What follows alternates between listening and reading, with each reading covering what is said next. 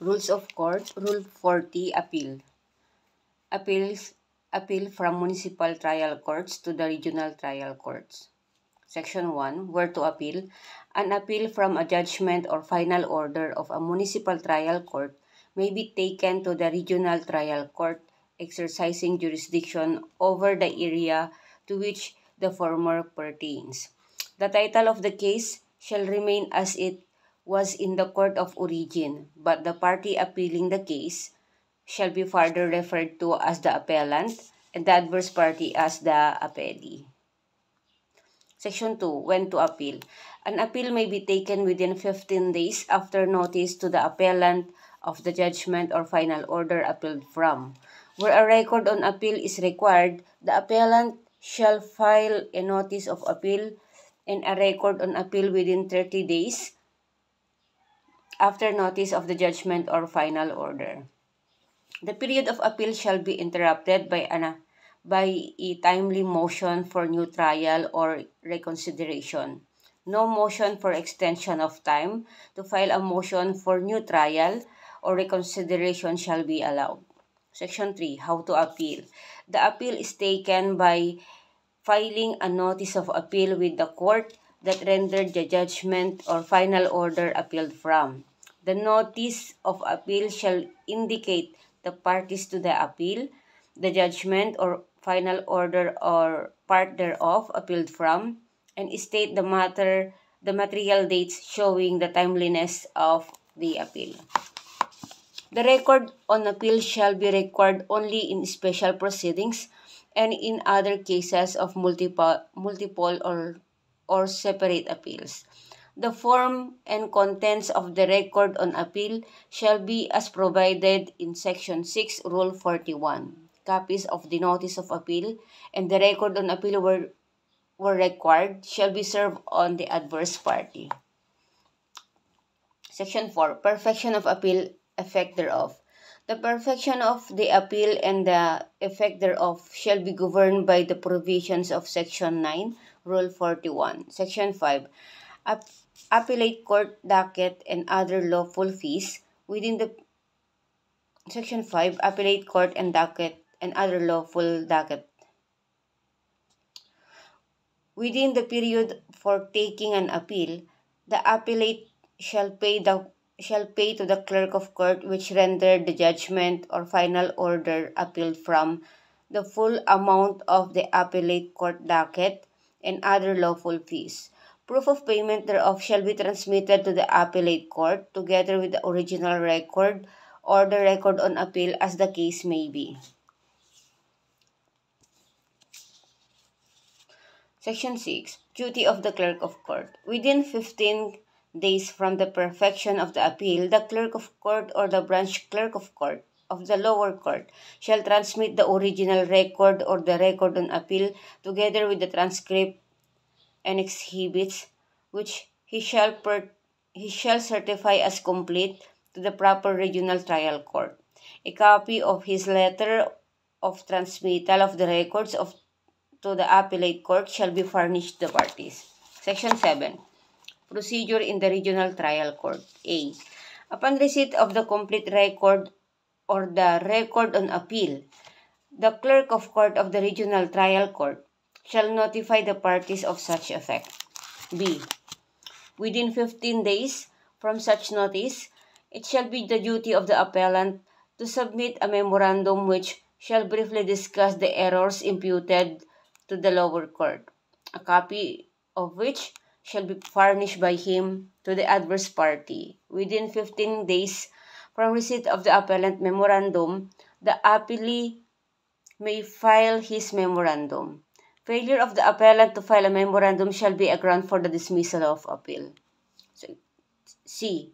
Upon the filing of the memorandum of the appellee or the expiration of the period to do so, the case shall be considered submitted for decision. The regional trial court shall decide the case on the basis of the entire record of the proceedings held in the court of origin and such memoranda as are filed. Section 8. Appeal from orders dismissing case without trial, lack of jurisdiction. If an appeal is taken from an order of the lower court dismissing the case without a trial on the merits, the regional trial court may affirm or reverse it, as the case may be. In case of affirmance, and the ground of dismissal is lack of jurisdiction over the subject matter, the regional trial court, if it has jurisdiction thereover, shall try the case on the merits as if the case was originally filed with it. In case of reversal, the case shall be remanded for further proceeding. If the case was tried on the merits by the lower court without jurisdiction over the subject matter, the regional trial court on appeal shall not dismiss the case if it has original jurisdiction thereof, but shall decide the case in accordance with the preceding section without prejudice to the admission of amended pleadings and additional evidence in the interest of justice.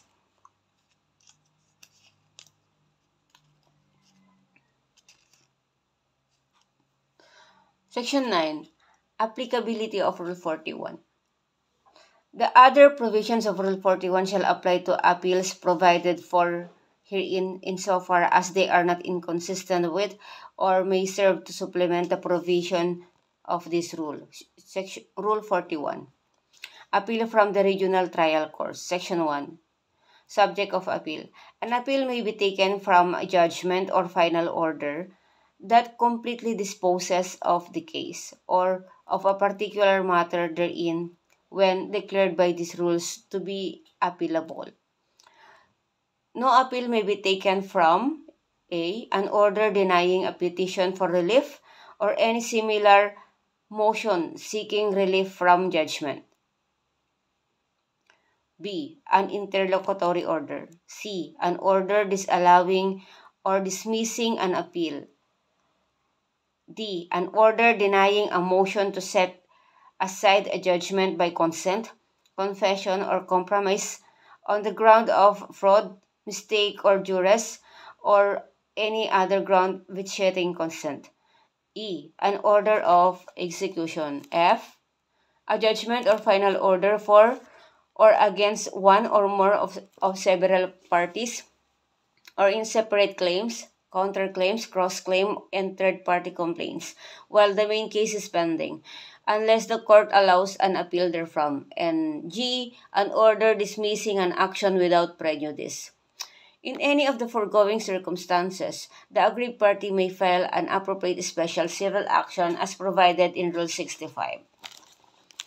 Section 2. Modes of appeal.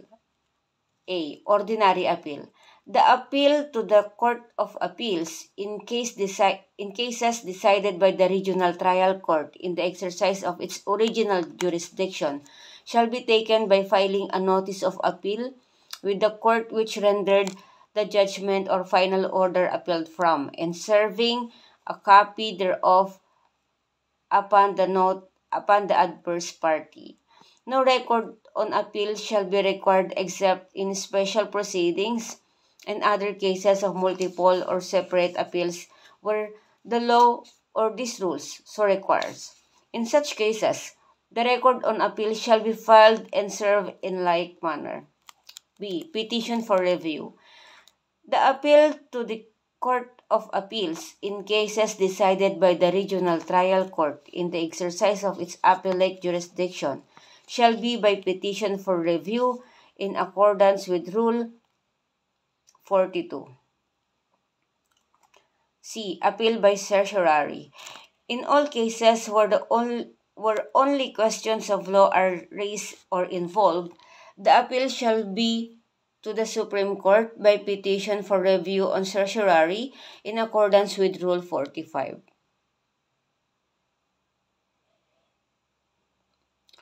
Section 3. Period of ordinary appeal.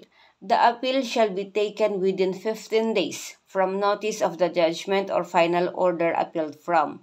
Where a record on appeal is required, the appellant shall file a notice of appeal and a record on appeal within 30 days from notice of the judgment or final order. However, on appeal in habeas corpus cases shall be taken within 48 hours from notice of the judgment or final order appealed from. The period of appeal shall be interrupted by a timely motion for new trial or reconsideration. No motion for extension of time to file a motion for new trial or reconsideration shall be allowed. Section 4. Appellate Court Docket and Other Lawful Fees. Within the period for taking an appeal, the appellant shall pay to the clerk of the court which rendered the judgment or final order appealed from the full amount of the appellate court docket and other lawful fees. Proof of payment of said fees shall be transmitted to the appellate court together with the original record or the record on appeal. Section 5. Notice of Appeal. The notice of appeal shall indicate the parties to the appeal, specify the judgment or final order or part thereof appealed from, specify the court to which the appeal is being taken, and state the material dates showing the timeliness of the appeal. Section 6. Record of Appeal. Record on appeal, forms and contents thereof.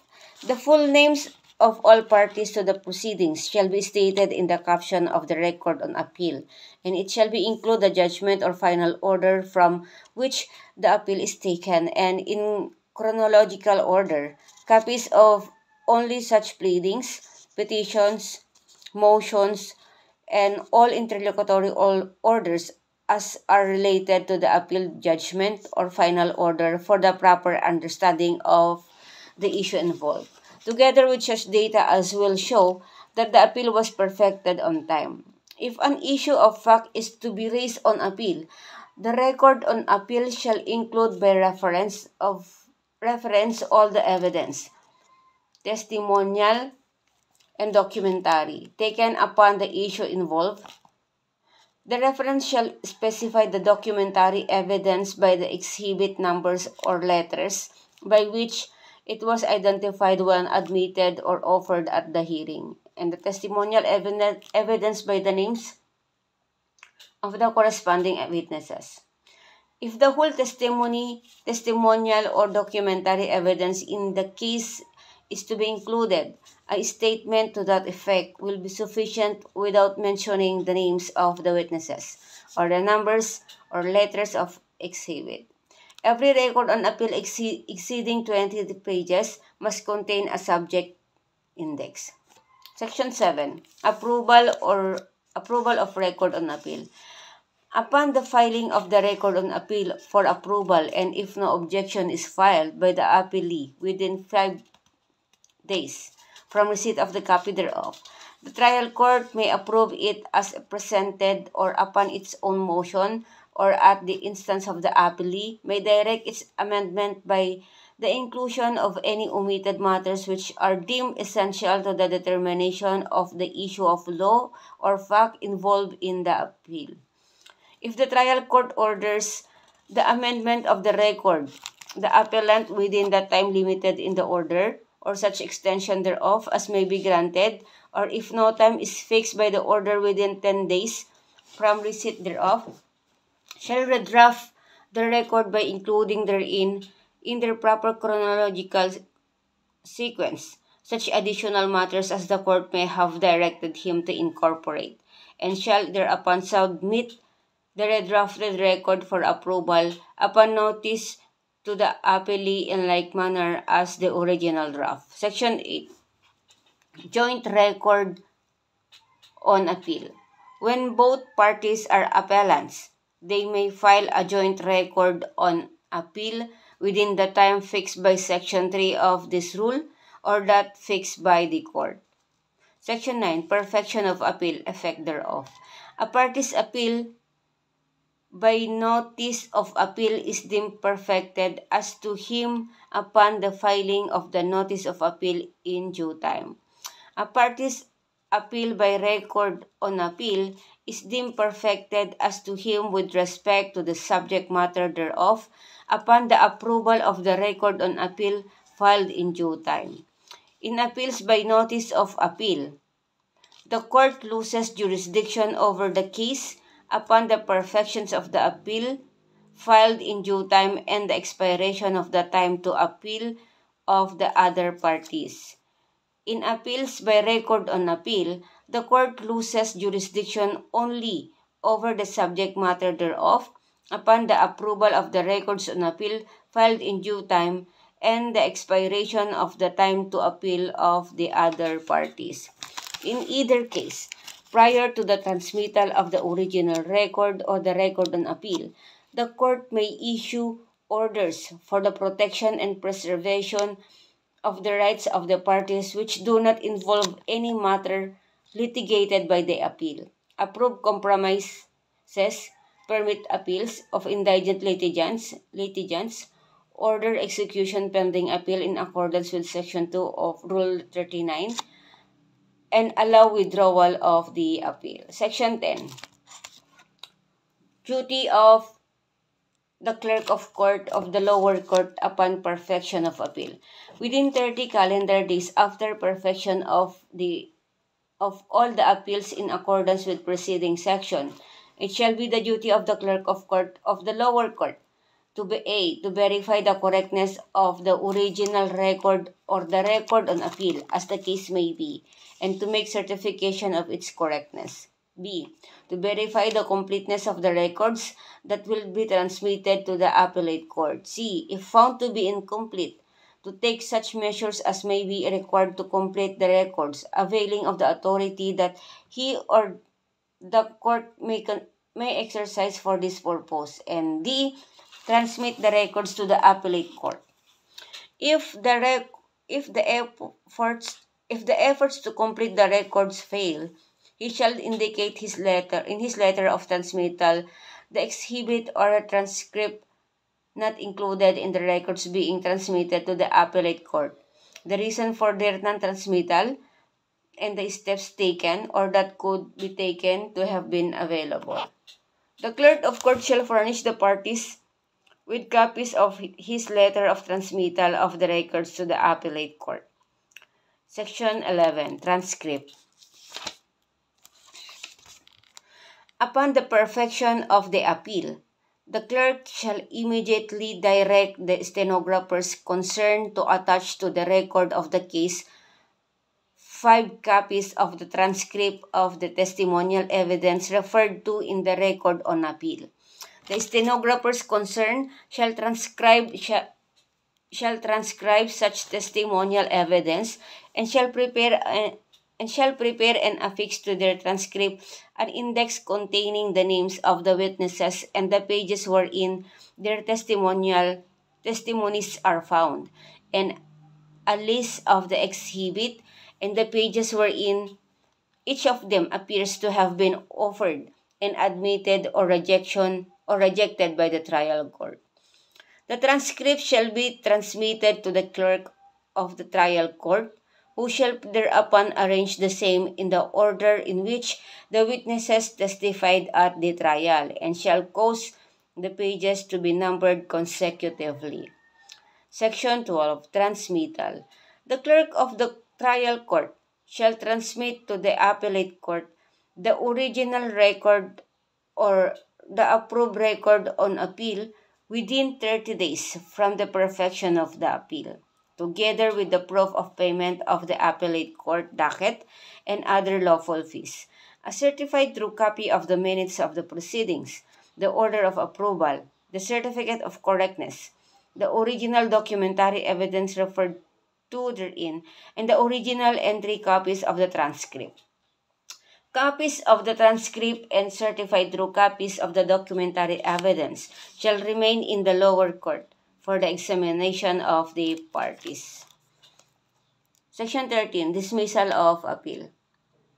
Prior to the transmittal of the original record or the record on appeal to the appellate court, the trial court may, motu proprio or on motion, dismiss the appeal for having been taken out of time or for non-payment of the docket and other lawful fees within the reglementary period.